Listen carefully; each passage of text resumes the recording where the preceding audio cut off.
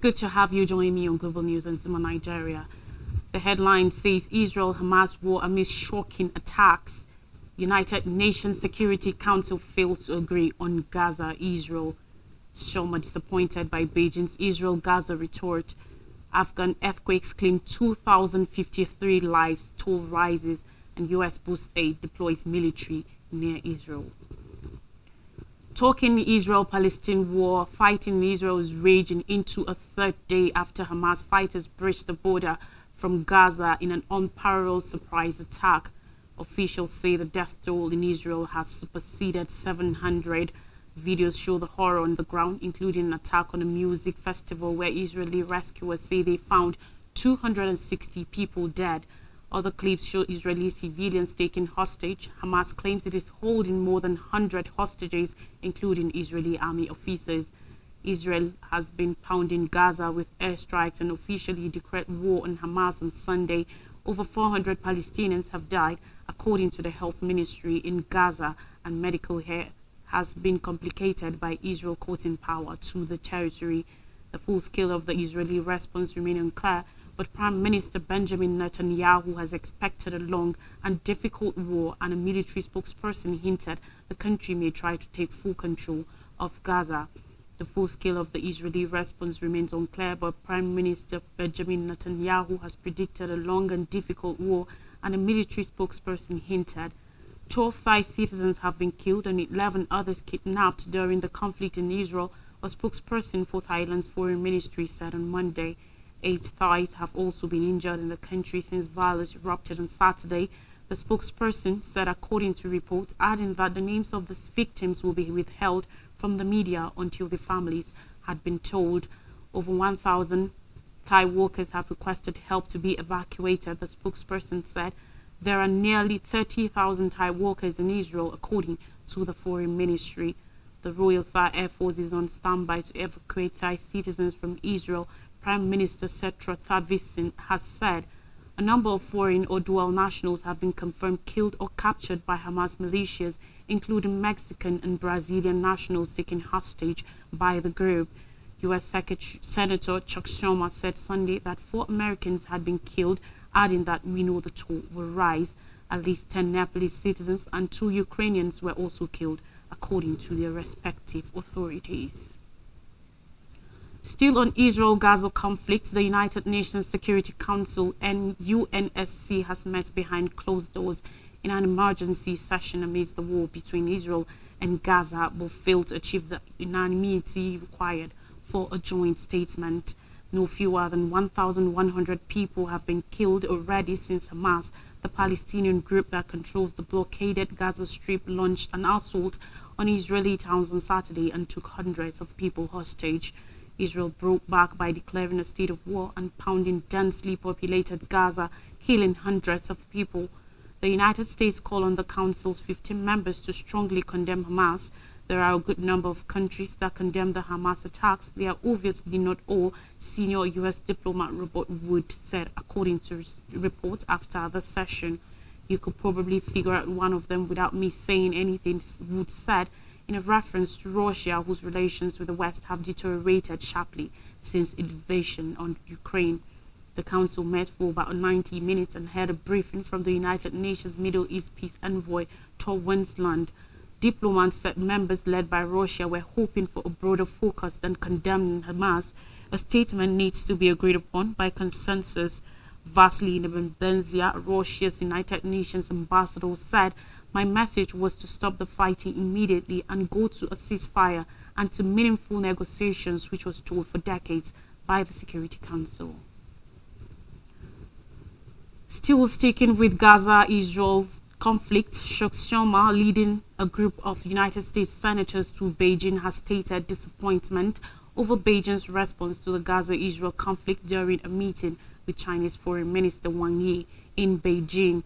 Wang greeted Schumer, the Senate Majority Leader, and his bipartisan delegation at Beijing's Jiuyatou State Guest House before proceeding into meeting. The Chinese Foreign Minister, in an open remark, said he hoped the visit will help the United States to more accurately understand China. He also said he hoped the trip will help the two sides manage existing differences more rationally, helping the ties between the two countries return to the track of healthy development.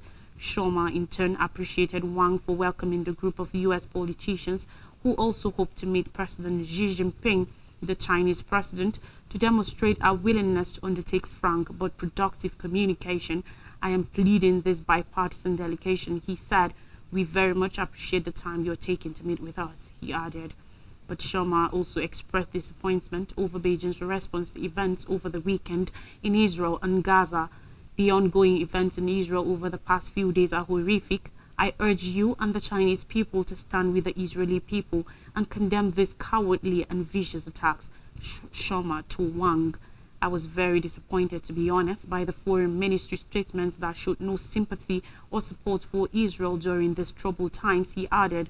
Beijing called on Sunday for all sides to show calm and ceasefire immediately, but it did not explicitly condemn the Hamas attacks in which hundreds of people were murdered and others abducted, instead concentrating on the establishment of a two-state solution to end the violence.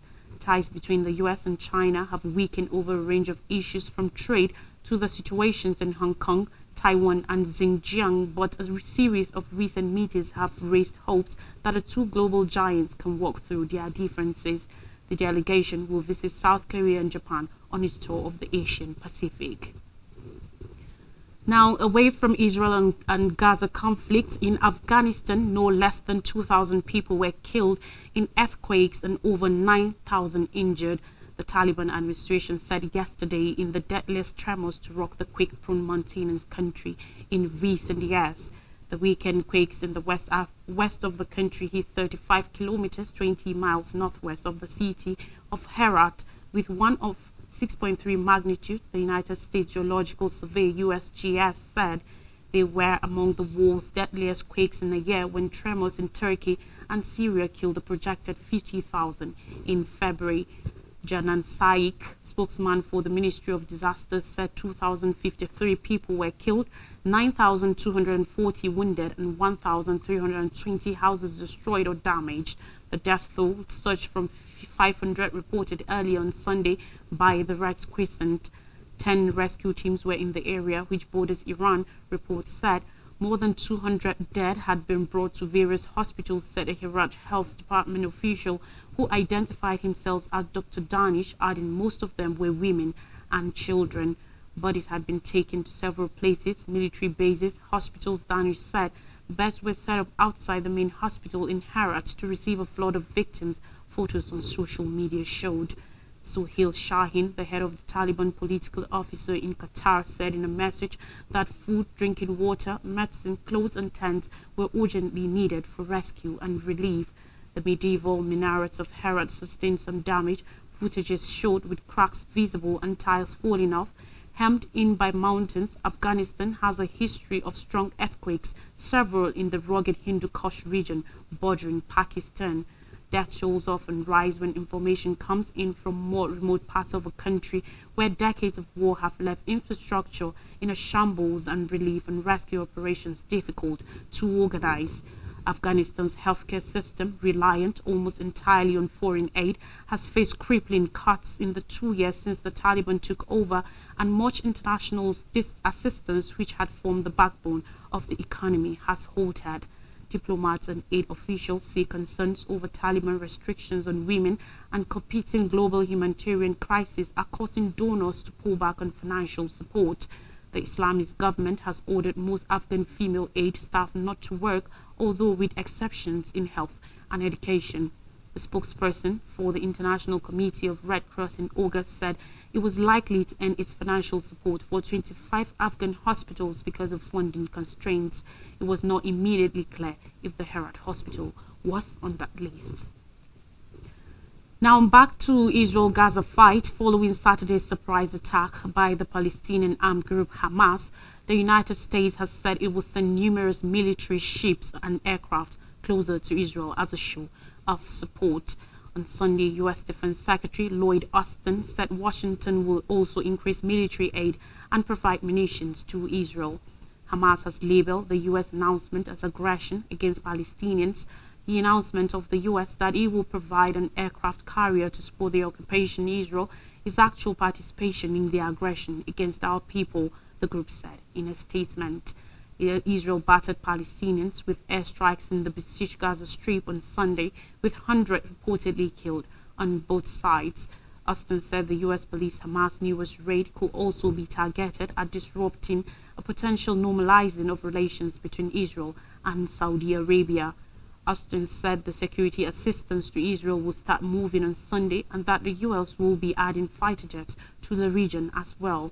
The U.S. has also ordered the moving of a carrier strike group closer to Israel, which includes the Ford carrier and ships that support it. Austin said in a statement, "I have directed the movement of the USS Gerald R. Ford carrier strike group to the eastern Mediterranean." On Sunday, U.S. President Joe Biden told Israeli Prime Minister Benjamin Netanyahu that additional assistance for the Israeli army was on its way. Meanwhile, U.S. Vice President Kamala Harris held a call with Israeli President Isaac Herzog. Reports from Washington, D.C. said the U.S. contributes $3 billion a year in military aid to Israel. U.S. Secretary of State Antony Blinken earlier on Sunday said, according to reports, that it wouldn't be a surprise that part of the motivation for Hamas' attack may have been to disrupt efforts to bring Saudi Arabia and Israel together, along with other countries that may be interested in normalizing relations with Israel. Hamas on Saturday said its attack was driven by what it called intensified Israeli attacks on Palestinians in the West Bank, Jerusalem, and in Israeli prisons. And here are more stories on weather. Hong Kong hit hard by fading typhoon Koinu. Hong Kong has shut schools and halted trading on the stock exchange after a waning typhoon Koinu brought torrential rain and storm-force winds to the southern Chinese territory. Over 150 millimeters of rain was recorded over most parts of Hong Kong from midnight into Monday morning, with rainfall beyond 300 millimeters in some areas, data showed. The Hong Kong Observatory issued a black rainstorm warning, its highest for about 6 hours, before it was downgraded at 10:30 a.m. a month after the city was paralyzed by the worst floods in 140 years. While Koinu, which killed one person in Taiwan last week, had faded into an extreme tropical storm, it still brought momentous disruption. Schools and childcare centers were asked to close, and the morning session at the Hong Kong Stock Exchange was on hold. Trade was expected to resume at 2 p.m. Hundreds of passengers were stuck at Hong Kong's airport overnight and underground metro stations as Koinu disrupted flights and transport, reports said.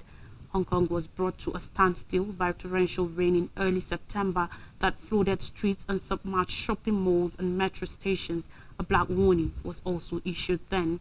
In China's Guangdong province, where Koinu is anticipated to sweep past en route to Hainan Island, the cities of Zhuhai and Jiangmen issued a level 3 emergency response, according to reports.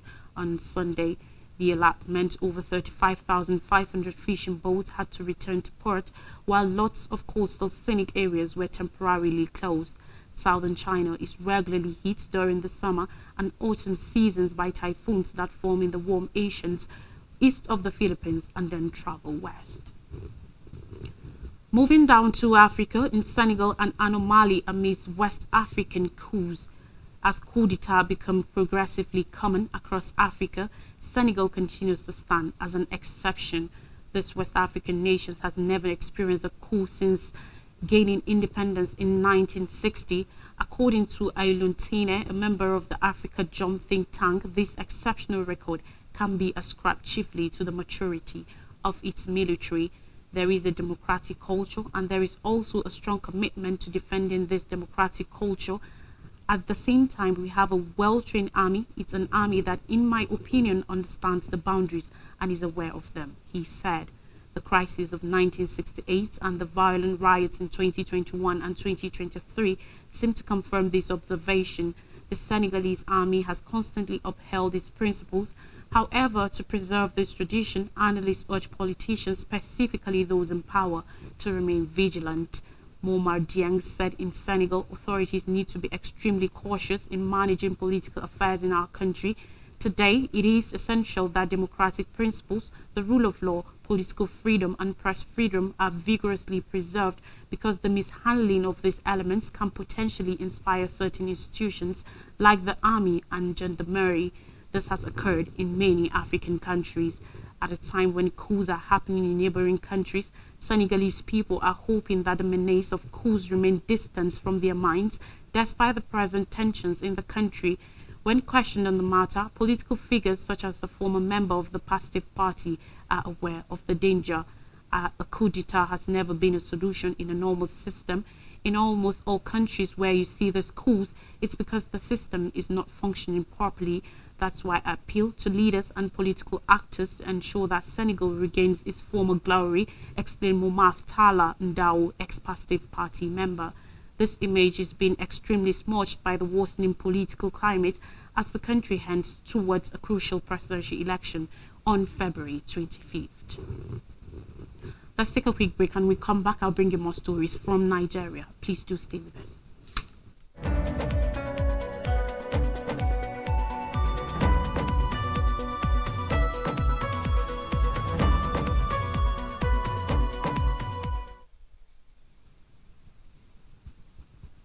Welcome back. Still on Tinubu's certificate saga. Atiku says Tinubu's INEC certificate still a forgery. Ex-Vice President and People's Democratic Party (PDP) presidential candidate in the February 25th poll, Atiku Abubakar has said, no matter how hard President Bola Ahmed Tinubu and his agents try to twist the facts, the president remained guilty of forgery. Atiku, who also claimed that some of the president's aides has started a campaign of propaganda to further confuse Nigerians about the forgery allegations against the president, however, advised Tinubu to tread the path of honor by resigning from his office. At the same time, he has alleged that Tinubu administration had already completed an elaborate and sinister plot to gag the media ahead of the release of the records containing his criminal investigations by the Federal Bureau of Investigation (FBI). In a statement by Paul Ibe, his media advisor, Atiku said, since Tuesday last week, when the deposition regarding President Bola Tinubu's educational qualifications came to the front in the United States, there have been many trials to twist the facts of the matter, which deliberately aim to confuse the mind of the public concerning the matter. The PDP presidential candidate said it was his contention that at the heart of the forgery scandal against President Tinubu was the question of integrity and morality. Atiku said while supporters of the president were fast to reference his transcript from the Chicago State University as evidence of his studentship in the school, the former vice president said, "We are alarmed how his NYSC certificate bears Bola Adekunle Tinubu, even when the CSU said on the oath that the middle name of A was never interpreted in any document in his file." He, however, upheld that every Nigerian who has undergone the NYSC program understands that the names on the NYSC are never a creation of the candidate or the official name that the student was officially known as from their tertiary institution. To this end, Atiku has raised the alarm that Tinubu administration had already perfected an elaborate and sinister plot to gag the media ahead of the release of the records containing his criminal investigations by the FBI. In a statement by his special assistant on public communication, Frank Shuaibu, Atiku said the Tinubu administration had become frustrated with the Chicago State University scandal that it was planning a huge offensive in the coming days. And finally, on the news, Sarup urges court to hold Akpabio others pay. The Socio-Economic Rights and Accountability Project, Sarup, has filed a lawsuit against the Senate President Godswill Akpabio and 9 other ex-governors in the 10th Senate over their collection of both salaries and pensions as senators. This was stated in a press statement issued by the Deputy Director Sarup, Kolawole Oluwadare, reports that on Sunday. Joined in the suit as respondents are Senators Abdulaziz Yari, Aminu Tambuwal, Adamu Alero, Adams Oshomole, Ibrahim Gaidam, Sirake Dixon, Ibrahim Dankwambo, Aliyu Wamako, Benga Daniel, and Minister of Works Dave Umahi. In the suit number FHC-ABJ-CS-1360-2023 last Friday at the Federal High Court in Abuja. Sarup is looking for an order of mandamus to direct and oblige Opabio, 9 other senators, and Umahi to stop collecting both salaries and pensions and to return any pensions collected to their respective state treasuries. The body revealed that it was ridiculous for the respondents to be looking after themselves while over 137 million Nigerians are living in abject poverty, which was exacerbated by the fuel subsidy removal. Sarup added, collecting pensions as former governors and salaries while serving as public officers is a blatant violation of the letter and spirit of the Nigerian Constitution and the public trust. Sarup argued that the 7th schedule to the Nigerian Constitution 1999, as amended, requires the ex-governors to stop collecting both salaries and pensions and to return any pensions collected in the suit. The statement also stated the benefits ensued to former governors and their deputies alongside their wives, ranging from pensions to medical treatment, security, and more. According to reports, there are 14 former governors in the Senate and as ministers who may be collecting pensions running into billions of naira from their states. The ex-governors include Godswill Akpabio, Akwa Ibom State, Adams Oshomole, Edo State, Adamu Alero, Kebbi State, Dave Umahi, Ebonyi State, Aminu Tambuwal of Sokoto State, and Abubakar Sani Bello of Niger State. Others are Ibrahim Dankwambo, Gombe State, Danjuma Goje, Gombe State, Abdulaziz Yari, Zamfara State, Benga Daniel, Ogun State, Aliyu Momako, Sokoto State, Oji Kalu, Abia State, Ibrahim Gaidam, Yobe State, and Siraki Dixon, Bayelsa State. Also, there are at least 7 former governors in President Bola Tinubu's cabinet who may be collecting both salaries and pensions, the statement said. No date has been fixed for the hearing of the suit, the statement noted. A recap of major stories says Israel-Hamas war amidst shocking attacks. United Nations Security Council fails to agree on Gaza, Israel. Sharma disappointed by Beijing's Israel-Gaza retort. Afghan earthquakes claim 2,053 lives, toll rises, and U.S. boosts aid, deploys military near Israel. And that's all on the news. Thanks for watching. I am Lois Reki.